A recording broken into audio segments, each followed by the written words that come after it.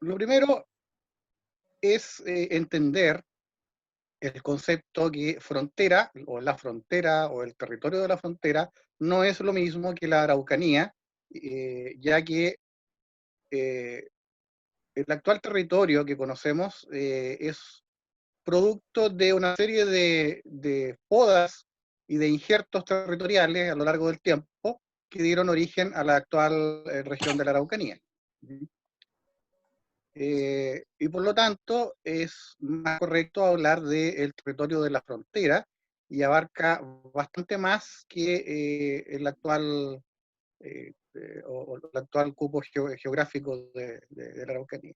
La frontera, como concepto que se maneja actualmente, sobre todo por los historiadores de farándula y la opinión pública, estaba constituida por el límite territorial del río Biobío, o eso es lo que nos han hecho creer, y mostrándolo o dándolo a entender como una fortaleza inexpugnable, donde por un lado estaban los blancos y por el otro lado los indígenas. Y eso está muy lejos de ser cierto, debido a que ya en los años 1760, 1780, en los territorios que están ahí marcados, en la zona de Arauco y en la zona de Mulchen, Santa Bárbara, San Carlos Purén, ya existían arriendos de tierra y actividad agrícola de parte de españoles y criollos en los llamados territorios araucanos. Incluso en archivos de Concepción existen contratos de arriendo y de compraventa de territorios por parte de españoles o criollos a indígenas. Y por otro lado, al norte del Biobío eran muy comunes las incursiones de mapuches buscando pillaje, y raptaban muchas mujeres y niños para sus necesidades y su comercio. El mito del límite del río Biobío surge del tratado se me olvidó el nombre, del tratado de 1825, de la Tapigüe. de Tapigüe, Tapigüe. ¿verdad? El tratado de Tapigüe, que esa es una imagen del tratado de Tapigüe. Y surge porque en ese tratado fue el primer tratado que se intentó hacer con el gobierno chileno y las naciones mapuches, las distintas naciones mapuches, y eso estableció el límite fronterizo como el río Biobío. Sin embargo, de acuerdo a lo que aprendimos de una antigua charla de don Ebles Manser, aprendimos claramente que este tratado carece de validez jurídica. Así es que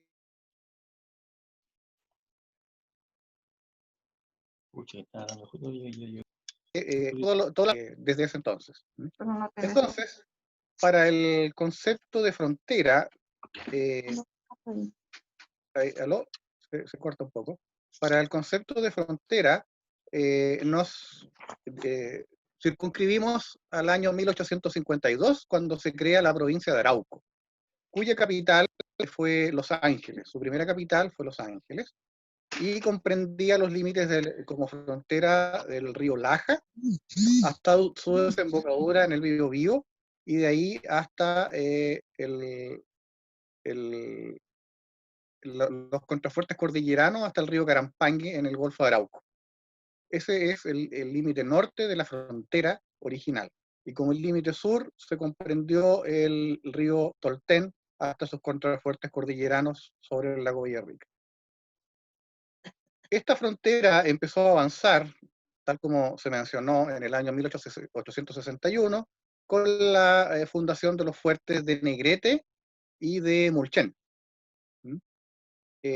Ahí se establecieron varios colonos que vamos a mencionar más adelante, pero el por qué se empezó a avanzar precisamente en esta época, debido a este personaje, don Orly Antoine de Tunant, el rey de la Araucanía, que reunió bajo su tutela o protección muchas comunidades indígenas, muchas naciones de indígenas, tanto del lado argentino como chileno, con la intención de fundar un nuevo reino de la Araucanía y la Patagonia, o Nueva Francia, eh, abarcando, por supuesto, todo el río Biobío y al sur del río Pilao en Argentina.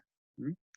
Y todo eso secretamente bajo tutela, aunque él lo iba a negar, de nuestro querido emperador Napoleón III. Él financió a este aventurero y en esta arremetida por generar una colonia francesa.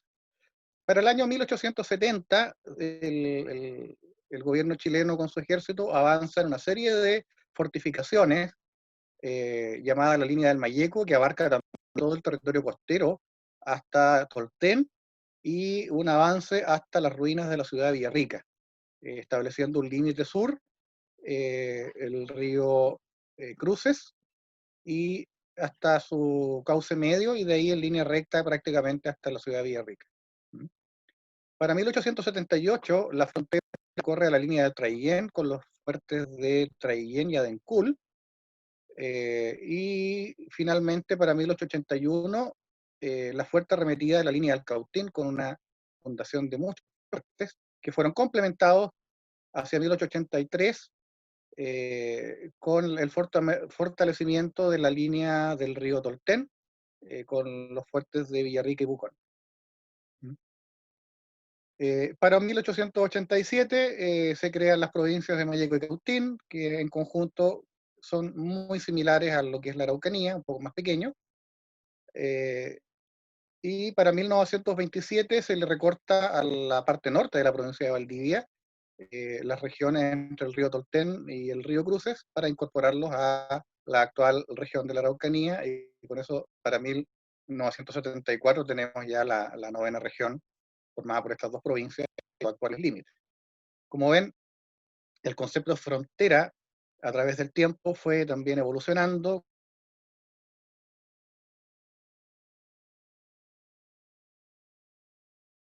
Eh, Así es que vamos al tema en cuestión con esta extensa introducción.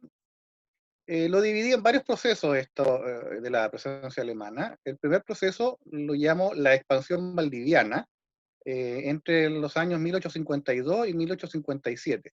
Y eso debido a que eh, los procesos de colonización de Valdivia fueron bien complejos, porque en la práctica no habían tierras para colonizar. Y eso significó que durante varios años eh, los colonos que llegaban a Valdivia no tenían tierras asignadas y quedaron hacinados en los cuarteles militares, en distintas familias de la zona, pero seguían llegando colonos y no había más tierras. Eh, la solución para eso fue abrir o adelantar la colonización del lago Yanquihue. Una vez abierto eso y abierta la colonización del lago Yanquihue, ya pudieron radicarse familias alemanas alrededor del lago. Pero en el intertanto, entre 1850 y 1852-53, todos los años siguiendo colonos sin tierra, y los más desesperados migraron a otras partes de Chile, y la ciudad más bullante cercana era Concepción. Y desde Concepción pudieron migrar a distintas zonas cercanas a la ciudad.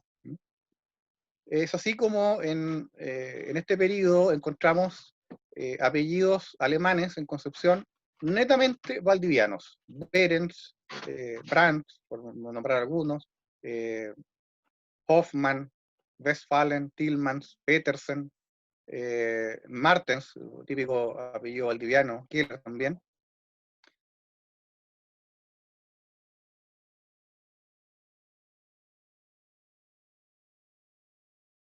Son todos. En Chillán encontramos otra comunidad alemana en este tiempo, de hecho fue el primer club alemán del sur de Chile, se fundó en Chillán, con apellidos como Röschmann, que también llegaron a Valdivia, Kiel, Schmidt, y más tarde se incorporaron los Schleier, los Jufer, que fueron familias muy importantes en la zona de Chillán. y a ellos se acoplaron muchas familias de judíos alemanes que se establecieron muy temprano en Chillán, principalmente en el comercio. En la costa, gracias a la actividad carbonífera y el comercio, en Coronel volvemos a encontrar una gran cantidad de apellidos valdivianos: Brandt, Hacker, Kruger, Möller, Schnacke, Schweiger también llegaron a Valdivia, muchos Weber. Los Hermann, familia muy importante en la zona penquista, también son valdivianos. Leu, Pavlitza, que son, también llegaron de Valdivia. Lebensberger, por dar nombres de apellidos más conocidos. Reinhardt, Schönberg, Schulze, todos son familias también originarias de Valdivia. En Cañete volvemos a encontrar documentos con estos apellidos: Ebensperger, Berens son los que más se repiten, Arens también.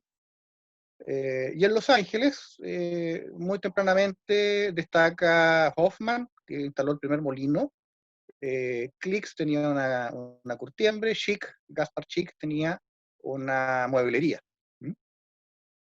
El nacimiento, por supuesto, era un fuerte mucho más comercial que Los Ángeles. Los Ángeles era más militar que comercial. Apellidos que llegaron de Valdivia: Kleisner, Holman, Kramer, entre los que puedo destacar. Aquí quiero en especial reconocer la labor de don Mauricio Kleisner en este periodo, ya que llegó como aprendiz de curtidor a Talcahuano, y una vez que murió su patrón, él compró la curtiembre y la instaló en el fuerte de Nacimiento. Y ahí realizó sus primeras labores y creció bastante su negocio, para luego generar un almacén y una gran casa que posteriormente se quemó. Y luego de ese accidente se instaló en Concepción con una inmensa casa comercial equivalente a Falabella mezclada con Gildemeister. Vendía de todo, desde ropa hasta maquinaria agrícola, pasando por locomóviles, trilladoras, lo que uno quisiera estaba en Gleisner. Negocio que acabó por disminuirse ya en la década de los 90. El segundo proceso de la presencia alemana en la frontera es directamente la colonia Humán, entre el periodo fundacional 1858-1869. Acá la expansión de esta colonia fue hacia las ciudades de Santa Bárbara y Mulchen. Esa es la intención de establecer colonos alemanes en Los Ángeles, era precisamente iniciar un proceso de colonización similar al de Valdivia, pero de norte a sur, de manera de encontrarlo con el crecimiento valdiviano de sur a norte. Sin embargo, los ataques de Pehuenche, Biobío y de Antuco arrasaron con las familias de colonos en la zona de Mulchen y Santa Bárbara.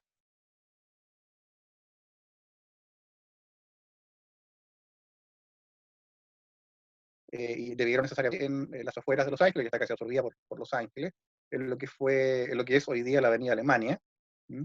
Y todavía quedan algunas de las parcelas claramente delimitadas. Este es un plano que hice yo basándome en el plano de Teodoro Schmidt del año 1870. Todos estos colonos llegaron en el proceso de colonización de Filippi. De hecho, es una colonia que no está casi nunca nombrada en los procesos de colonización. Siempre se habla de Valdivia, Osorno y Puerto Montt. En este caso hay que incluir Los Ángeles porque está dentro del mismo periodo y proceso histórico. En esta colonia, que la he estudiado mucho, destacan, bueno, todos estos son los apellidos que llegaron: Bayer, Bartel, Duffy, Drapela, llegaron mis ancestros Krell, Neumann, Schultz.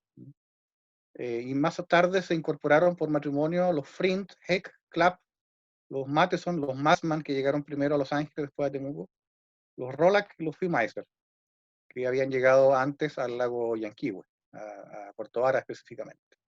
En Mulchen encontramos a los Berens, Berger, Geilenfeld, los Mayer y los Oberg, ¿no? También llegaron ahí. Oberg en realidad es de origen danés, pero se incorporó, pero sus ancestros eran nacidos en Alemania. ¿Mm? En Santa Bárbara llegaron los Bechler, los Holz, Müller y Schoenfeld, son las familias que se destacan en este periodo en esa zona. ¿Mm? Aquí en este periodo quiero destacar a don Karl Heck, un molinero alemán que llegó a Los Ángeles a instalarse, se casó con una de las hijas de los colonos, Lamich, y estableció uno de los molinos más modernos del periodo. Aquí les muestro algunas imágenes de las ruinas del molino, que todavía están en pie, con una construcción muy firme para esa época. Y la novedad que traía este molino fue que se instaló realmente la primera central hidroeléctrica de Chile, que no fue la central Chivilingo. La central Chivilingo se instaló en 1897 y esta central del molino Rayán data del año 1881.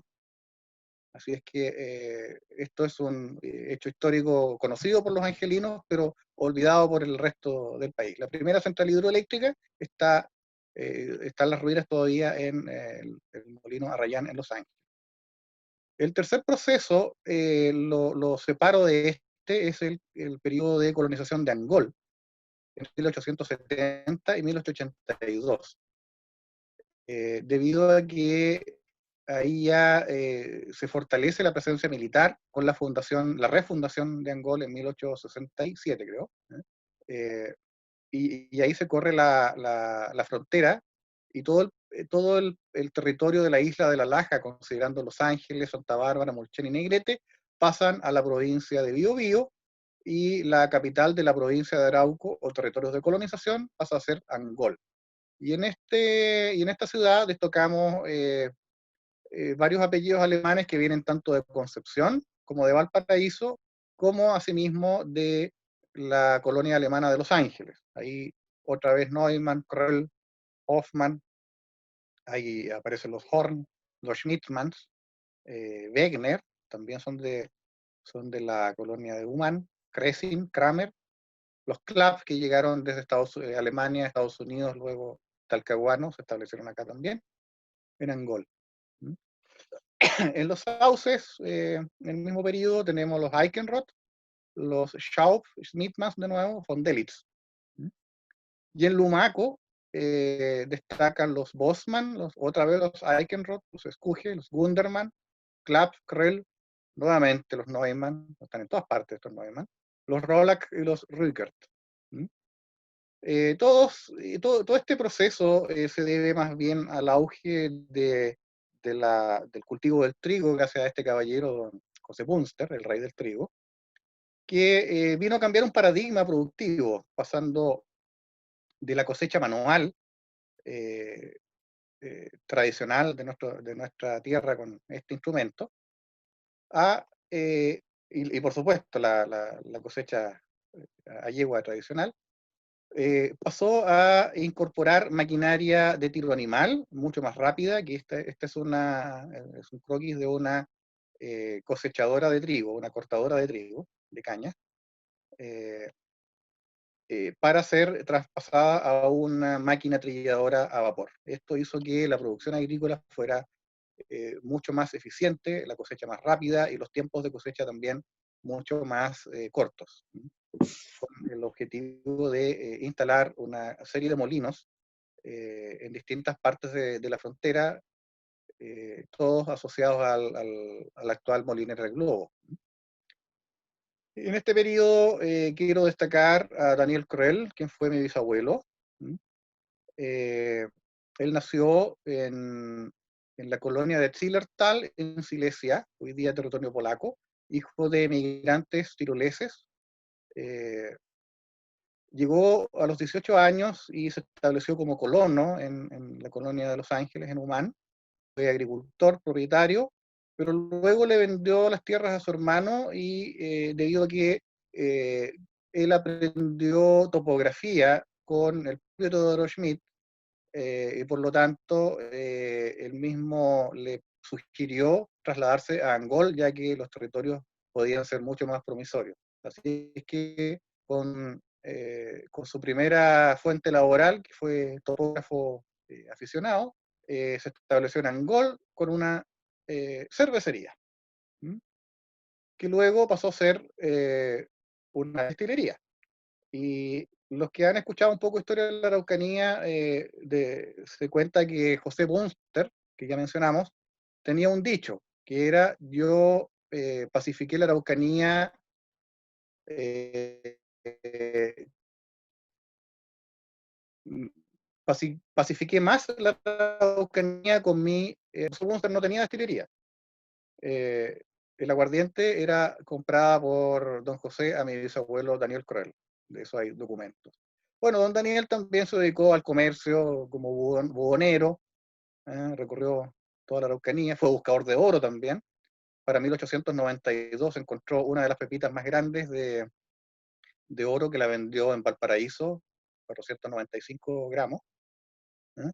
Y no participó en la construcción del puente Mayeco, pero nuestra leyenda familiar cuenta que antes de su inauguración, luego de una pelea en una ramada, cruzó este puente a caballo, siendo el primer aventurero en cruzar este puente montado en un caballo, antes que la locomotora.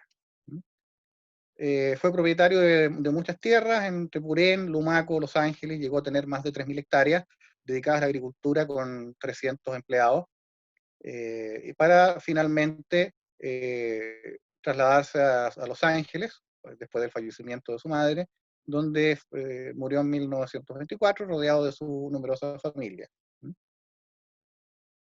El cuarto proceso de esta inmigración es la inmigración europea de la Araucanía, o lo que llaman colonización de la frontera, eh, eh, entre el periodo 1883 y 1892, con la ley de colonización de 1881. Acá la gran mayoría llegó contratada por el Estado de Chile, pero de alemanes en realidad es el 16% de los colonos. La mayoría fueron suizos, franceses, y alemanes era la tercera, eh, era la tercera gente que llegó acá. Las primeras colonias se establecieron perdón, en Ercilla. Aquí probablemente se me vayan traspasado algunos apellidos suizos, pero traté de solamente sintetizar los apellidos propiamente alemanes que llegaron a este territorio. Ahí destaco familias conocidas de acá, de Temuco, como los Grolmos, Langenecker. También hubo Neumann, Riedel, Strauss, los Treskov llegaron ahí, von Unger, todos llegaron de colonos. La colonia de Colo, con esos apellidos: Booth, Seifert, Bertzmann. Eh, Aquí, espérate, se me ocurrió la... Oh, se me está acabando la batería. Un momentito. Tengo un accidente aquí. Espérenme un momento. Discúlpenme que se me está acabando la batería.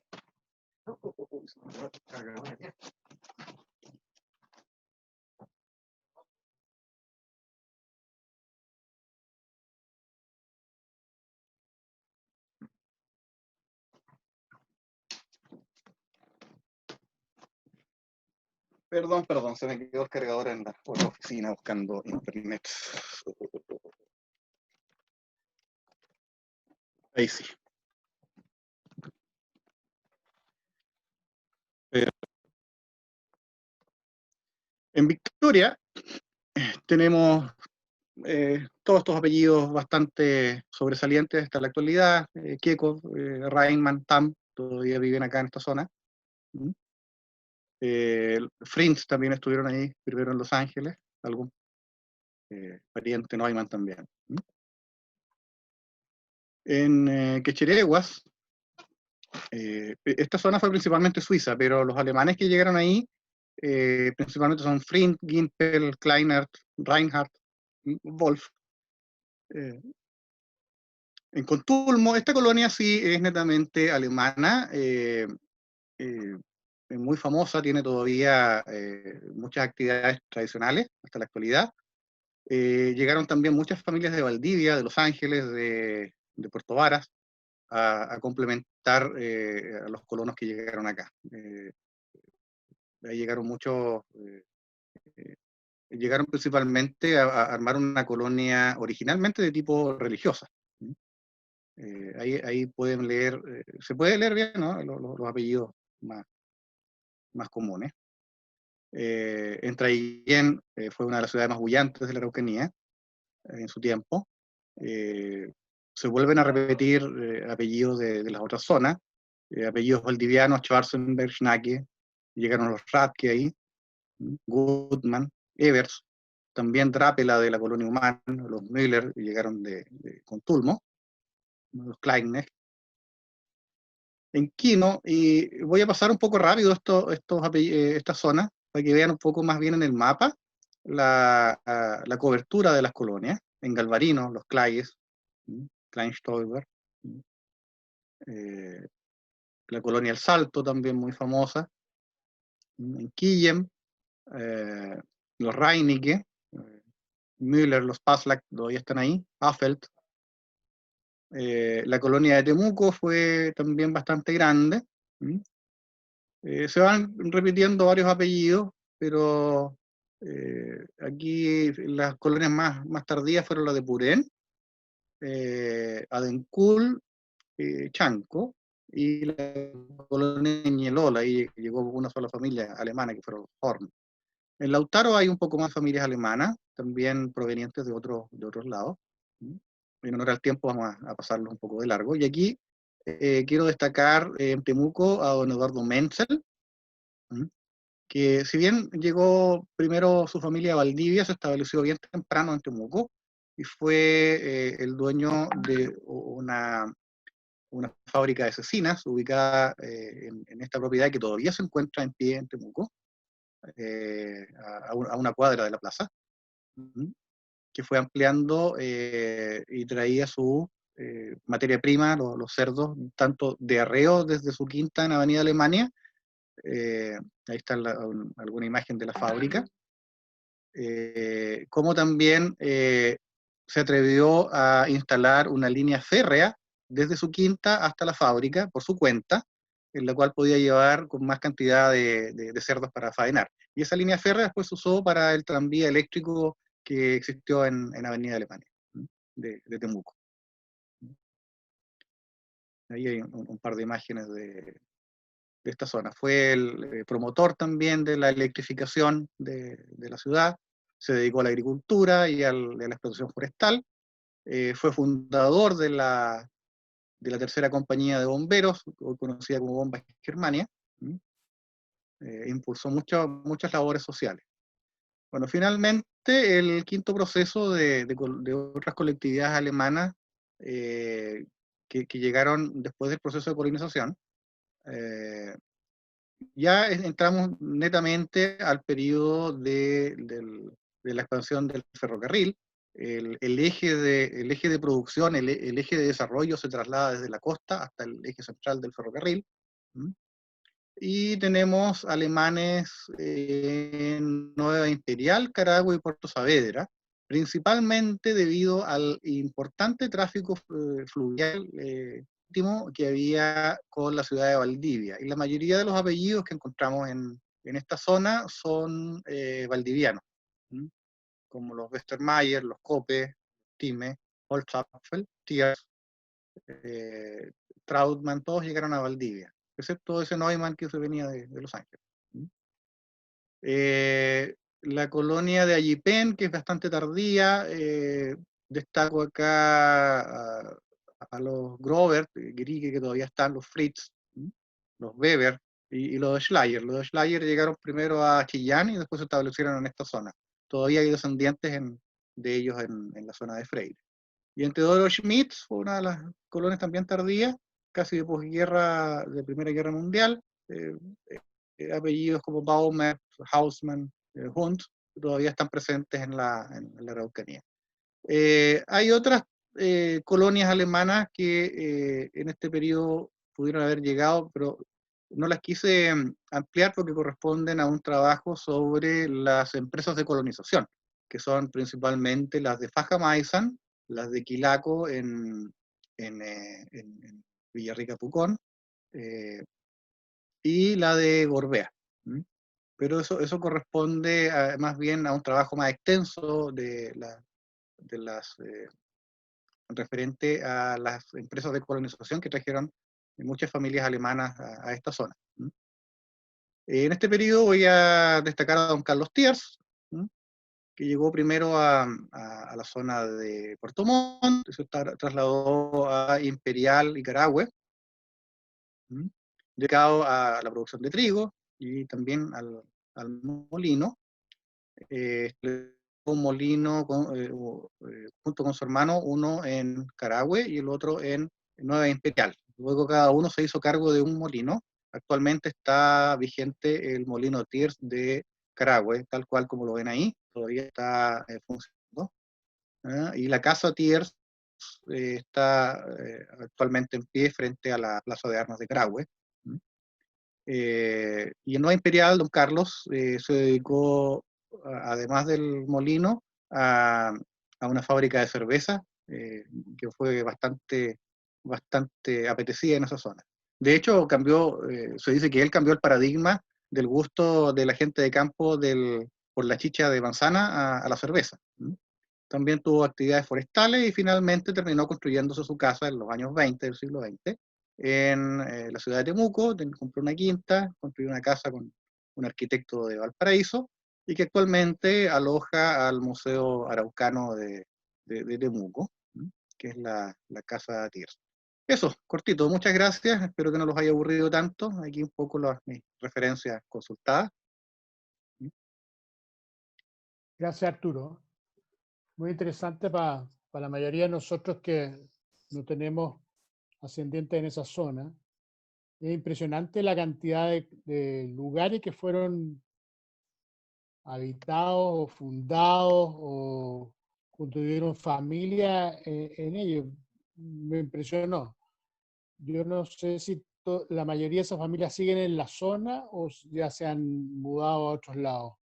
Están en la zona, varias, la gran mayoría, muchos se mudaron. Hay que entender que el colono que llegó a la Araucanía específicamente, lo colocaron como mortadela de sándwich entre los grandes terratenientes que compraban grandes extensiones de tierra y las comunidades indígenas. Entonces el conflicto directo no lo tenían los grandes dueños de fondos, sino que los colonos.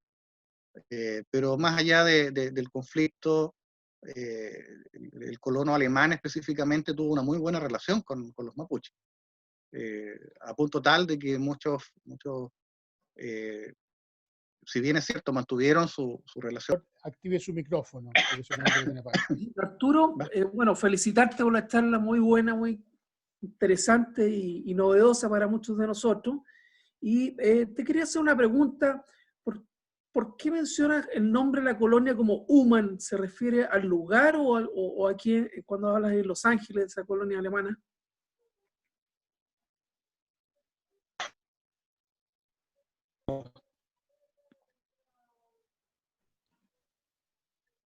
Arturo está tratando de conectarse. Sí. Parece que está con problemas.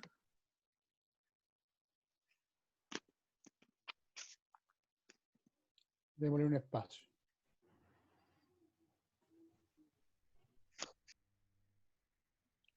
En todo caso, Cristian, la colonia fue fundada con ese nombre, ¿eh? No es... Yeah. Los documentos que hay en los archivos de inmigración hablan siempre de la fundación de la colonia Uman. O por lo menos se le dice acá en la zona humana. Veo que ahí está Fernando Thiers. Me imagino que será descendiente de estos molinos Thiers, ¿no? Y ahí está. Hay una pregunta súper interesante sobre por qué le decían colonia, dado que Chile en principio ni siquiera fue una colonia y no tuvo periodo colonial.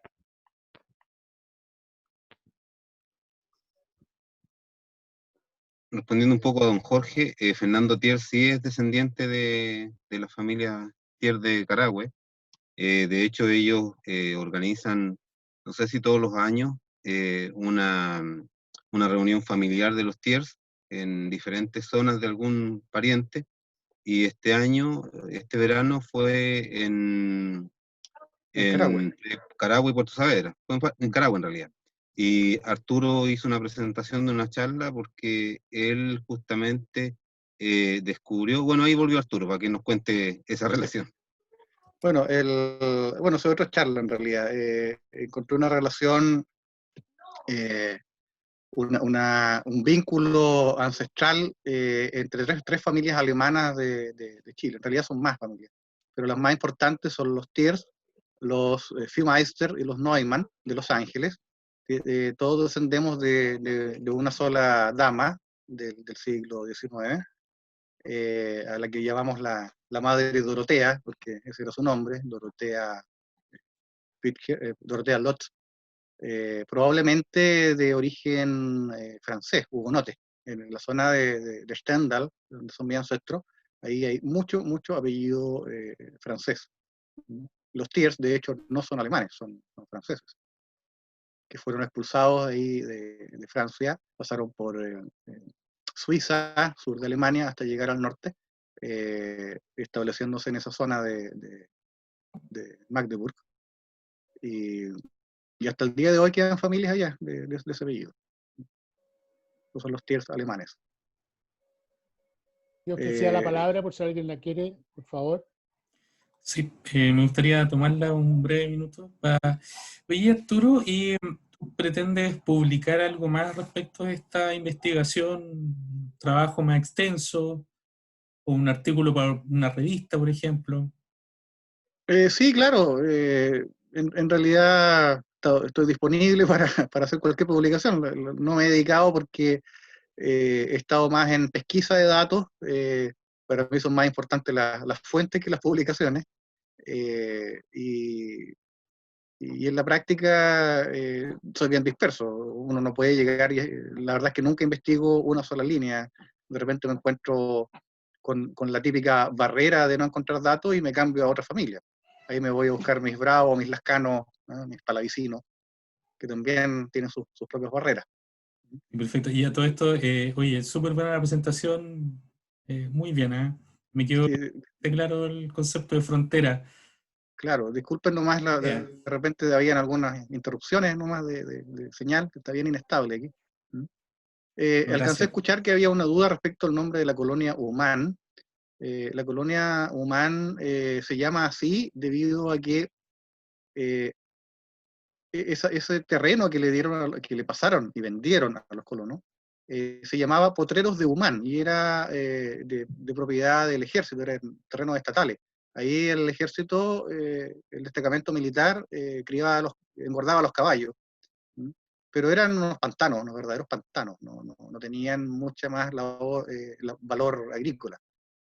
Y fueron precisamente estos colonos alemanes que lo convirtieron en terreno arable, explotables. Eran verdaderos, el 50% de los terrenos está bajo agua.